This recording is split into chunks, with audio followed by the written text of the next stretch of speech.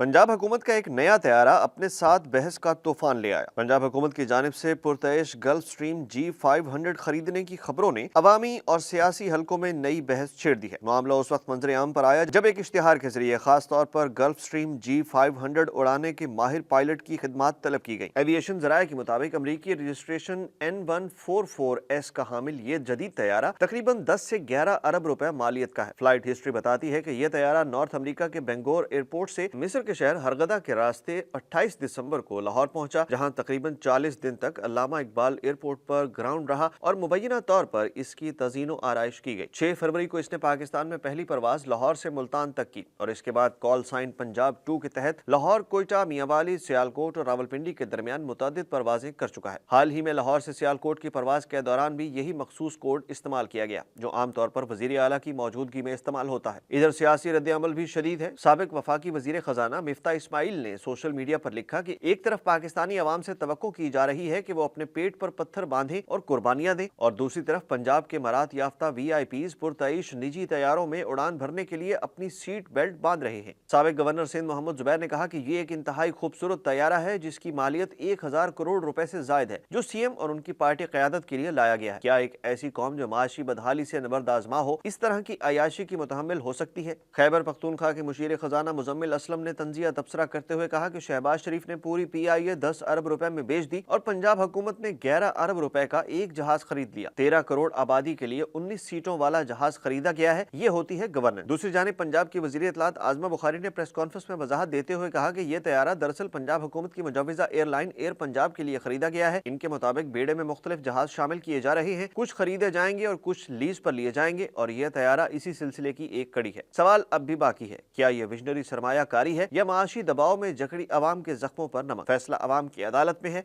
और बहस अभी जारी है।